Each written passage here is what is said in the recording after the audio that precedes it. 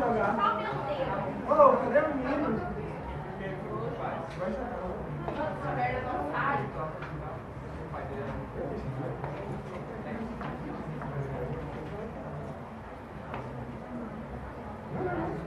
Não pode, né? Claro. Tá bom. Você vai ser parabéns. Ele tá fudido, acabou de dizer. Não, os caras vai.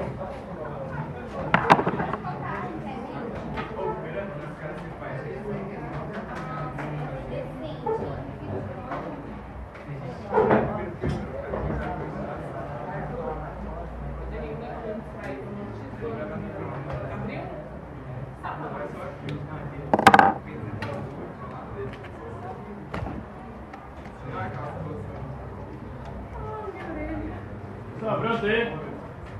Silêncio, virar para frente, prestar atenção aqui para que juntos possamos fazer a correção da atividade avaliativa. Questão número 1. Analise as colunas abaixo, onde constam os nomes de alguns filósofos do iluminismo de um lado e suas obras de outro. Indique a alternativa que correlaciona corretamente as duas colunas. Qual que é a alternativa? Montesquieu escreveu o Espírito das Leis, onde ele vai elaborar sua teoria da divisão dos três poderes. Quais são os três poderes do Estado? Segundo Montesquieu, devem ser executivo, legislativo e judiciário, cada um com uma função específica. Legislativo ele faz as leis, o executivo executa as leis, o judiciário julga conforme as leis. Então, essa é a teoria. E um poder deve fiscalizar o outro. Ele quer a divisão dos três poderes para que os poderes não fiquem todos concentrados nas mãos de uma figura só, como era no absolutismo, onde o poder concentrava-se totalmente nas mãos do rei. Segundo Montesquieu, o poder corrompe, o poder absoluto corrompe absolutamente. Então, quanto mais poder alguém tem, mais chance de corromper-se há nesse poder. Então, por isso é necessário que os poderes sejam divididos e que um possa fiscalizar o outro.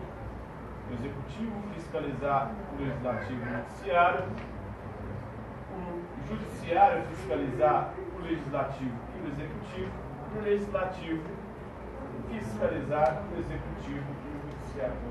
Essa é a função dos três poderes do Estado: fiscalizar-se uns aos outros e cada um tendo a sua própria atribuição. O Jean-Jacques Rousseau escreveu o Contrato Social, onde ele diz o seguinte: o primeiro contrato social foi fundado sobre a propriedade privada, que gerou a desigualdade, a corrupção e a violência entre os homens, todos os males sociais. Agora é necessário fazer um novo contrato social, fundado não mais sobre a propriedade privada, o que não quer dizer que ela será abolida, pelo contrário, ela será mantida, mas o novo contrato social agora será fundamentado na vontade geral, nos interesses que nós temos em comum. E ele defende uma democracia direta e não a representativa. Tudo que é de interesse do povo tem que ser decidido pelo povo. Porque o único representante do seu próprio interesse é você mesmo. Ninguém pode representar o seu interesse. Quando alguém para representar o seu interesse, essa pessoa não vai representar o seu interesse, mas vai representar o interesse dela. É isso que acontece na nossa política. A gente elege alguém achando que essa pessoa representará os nossos interesses, mas ele está lá para defender os interesses dele. Por isso, a democracia tem que ser direta. Tudo que é de interesse do povo deve ser decidido pelo povo. E somente através do consenso. Se não houver consenso, não pode haver lei, não pode haver qualquer medida política administrativa sem a anuência do consenso do povo, da vontade geral. O Voltaire escreveu as cartas inglesas. Nessa obra, o Voltaire vai defender a liberdade de expressão. Uma biógrafa dele resumiu o pensamento da seguinte maneira: eu posso não concordar com nada daquilo que você disse, mas defendo até a morte o seu direito de dizer. É a defesa da liberdade de expressão e da tolerância. Eu não sou obrigado a concordar com o outro, mas eu sou obrigado a tolerar o outro. E não posso jamais querer obrigar o outro a pensar como eu. Então, a liberdade e a tolerância são dois pontos defendidos pela filosofia do Voltaire, François-Marie Arouet. E Diderot e D'Alembert, eles foram os responsáveis por organizar a Enciclopédia, que era uma obra que buscava abarcar todos os conhecimentos produzidos pela humanidade até então. Questão número 2. No período do Iluminismo, o Iluminismo foi um movimento cultural do século XVIII, filosófico, que defendia que a luz que deve guiar a humanidade é a luz da... de quê? Qual luz que deve guiar a humanidade, segundo o Iluminismo? Luz da razão, né? Então, no século XVIII, o filósofo Montesquieu defendia o quê? O que o Montesquieu defendia? A divisão dos poderes em executivo, legislativo e judiciário. Qual são as suas atribuições? Questão número 3. Com sua operação filosófica denominada dúvida metódica, o René Descartes acabou instituindo um paradigma filosófico que foi identificado como racionalismo. O racionalismo é a corrente filosófica que diz que nós conhecemos graças à razão. Em oposição ao racionalismo cartesiano, alguns filósofos britânicos desenvolveram a filosofia empirista, que consiste em quê?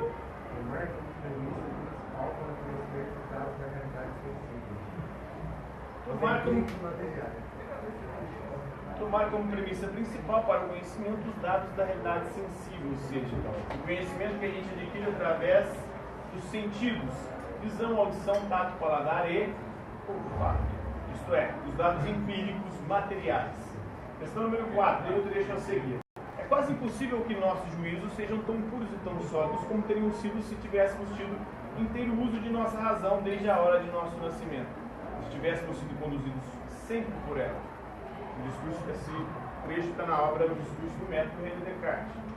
A razão cartesiana inaugurou na modernidade uma forma de pensar a partir de uma linguagem racionalista, inspirada em modelos matemáticos.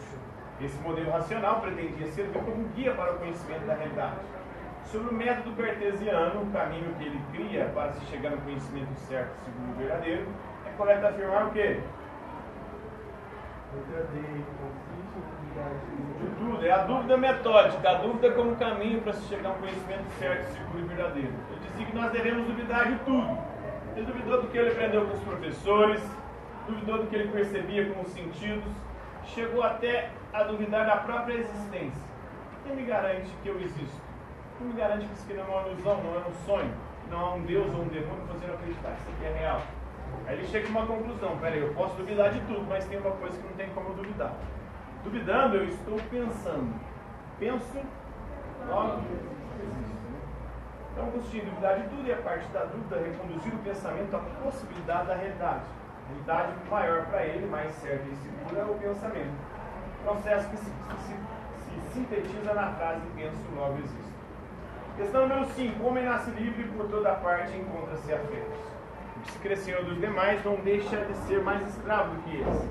A ordem social é um direito sagrado que serve de base a todos os outros direitos. É um direito, no entanto, não se origina da natureza, não é um direito natural. Funda-se, portanto, em convenções, que são acordos, que são pactos, contratos estabelecidos entre os homens. A respeito da citação do Rousseau, é correto afirmar o quê?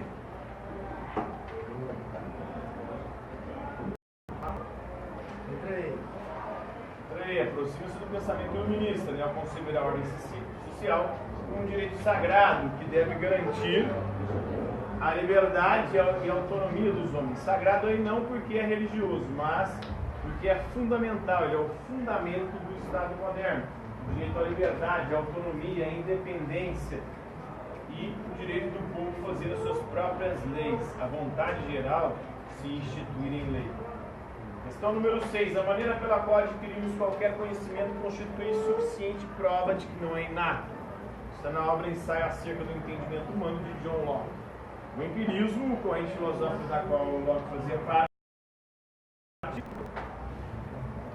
afirma que o conhecimento não é inato. Ou seja, nós não nascemos com conhecimento nenhum. Quando a gente nasce, a gente é uma folha de papel em pois sua aquisição deriva da experiência sensível, ou seja, dos nossos sentidos.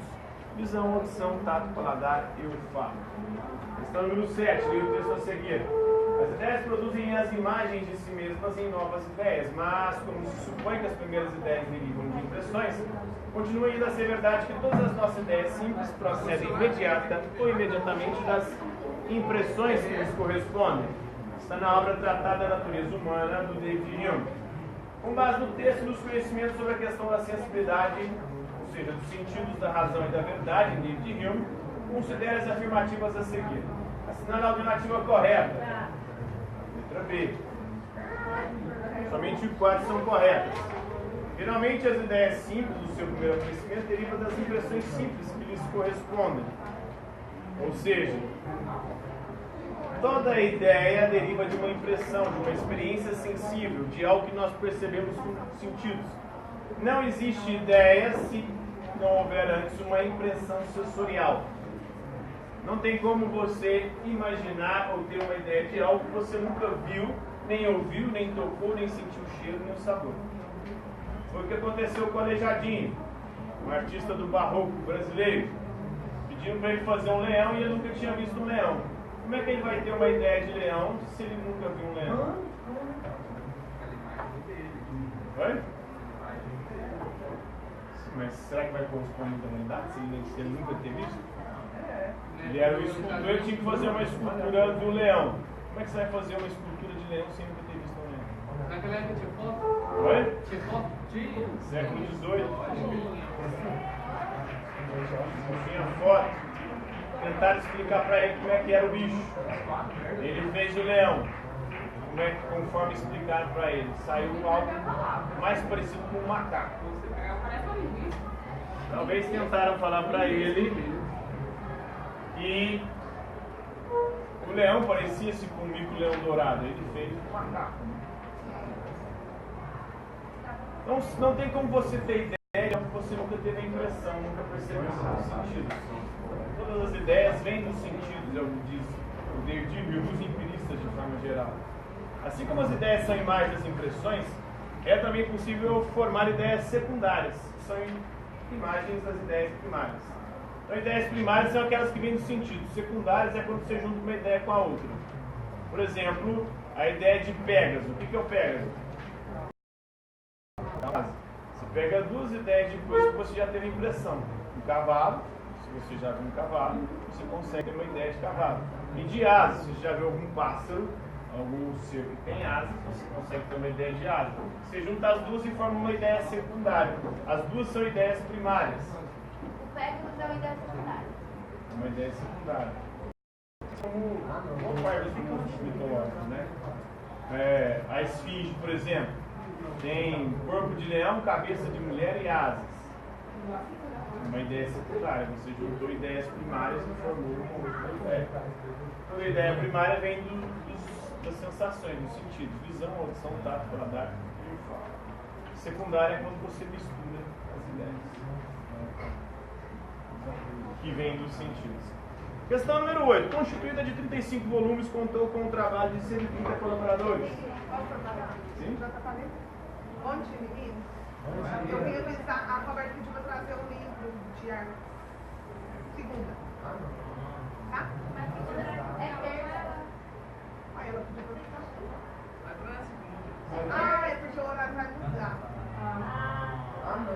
Aí, como é que vai Eu vou ver se vai mudar mesmo e vem cá e passo o horário para vocês de segunda, tá?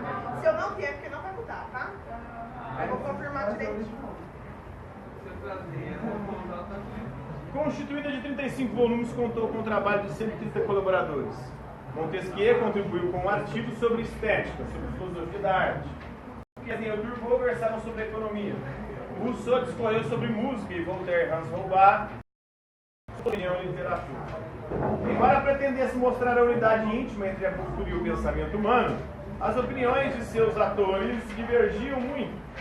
Sobre religião, por exemplo, era difícil chegar-se a um consenso, já que havia os deístas, aqueles que acreditavam em Deus, mas não acreditavam nas religiões, e os ateístas, que não acreditavam em Deus. Os deístas acreditavam em um Deus racional, conforme a ciência explicava o universo. Como que chama os que não acreditam em religião?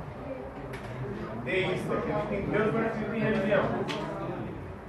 Acredito que ele é um ser superior, criador do universo, que organizou tudo que existe. Mas não tem religião nenhuma. Ateísta é o que não acredita em Deus. Agnóstico é quem não acredita nem desacredita. Porque para o agnóstico é impossível saber se Deus existe ou se Deus não existe. Então, se não tem como você saber se ele existe ou se não existe, ele prefere abster, ou seja, não fazer nenhum tipo de juízo, de julgamento. As características acima expostas referem-se à obra conhecida como... Qual obra que era? Enciclopédia, né? Questão normal. Para Thomas Hobbes, os seres humanos são livres em seu estado natural, competindo e lutando contra si, que é o estado de guerra, todos contra todos, por terem relativamente a mesma força. Nesse estado, o conflito se perpetua através de gerações, criando um ambiente de tensão e medo permanente. Para esse filósofo, a criação de uma sociedade submetida à lei, na qual os seres humanos vivam em paz e deixem de guerrear entre si, pressupõe que todos renunciem à sua liberdade original. Nessa sociedade, a liberdade individual é delegada não só dos homens, que têm um poder inquestionável. Esse é o soberano. Leviatão, matéria, forma e poder de um Estado eclesiástico civil. Esse poder você vai dar a um homem ou a um Estado, poder absoluto. A teoria política de Thomas Hobbes teve um papel fundamental na construção dos sistemas políticos contemporâneos e consolidou o quê? A monarquia. Monarquia absolutista, o Estado absolutista, o absolutismo, e confirma também o Estado-nação moderno. Questão número 10. Leia o fragmento a seguir, extrai do discurso sobre a origem e os fundamentos da desigualdade entre os homens do Rousseau. É do homem que devo falar, e a questão que examino indica que vou falar a homens, pois não se propõe questões semelhantes quando se teme honrar a verdade. Defenderei, pois, com confiança a causa da humanidade. Perante os sábios, e a isso me convidam, eu não ficarei descontente comigo mesmo se me tornar digno de meu assunto e de meus juízes. Está na obra Discurso sobre a origem e os fundamentos da desigualdade entre os homens, do Jean-Jacques Rousseau. A partir da teoria contratualista de Rousseau, o que representa aquilo que o filósofo de Genebra pretende defender na obra? O que ele defende? O que ele diz na obra Discurso sobre a origem e os fundamentos da desigualdade entre os homens? Ele diz que a desigualdade começa a partir do momento que criam a propriedade privada. Maldito foi o primeiro homem que cercou o pedaço de terra e disse: isso aqui é meu. Mas maldito ainda foram os outros homens que não foram lá e arrancaram a cerca e as estacas e disseram: não, a terra é de todos. Ali começa a desigualdade entre os homens, porque uns passam a ter e outros a não ter. Quem tem quer ter cada vez mais e se corrompe para ter cada vez mais. Quem não tem faz de tudo para ter e se corrompe para ter pelo menos alguma coisa. E aí nasce a corrupção, a violência e todos os problemas sociais, com a propriedade privada, segundo Rousseau. Mas uma vez instituída, não tem como mais revogar a propriedade privada. E aí, então, agora é necessário criar um novo instrumento sobre o qual fundamentar o contrato e a sociedade, que deve ser a vontade geral. Essa é a ideia e o pensamento do Jean-Jacques Rousseau. Por hoje é isso aí.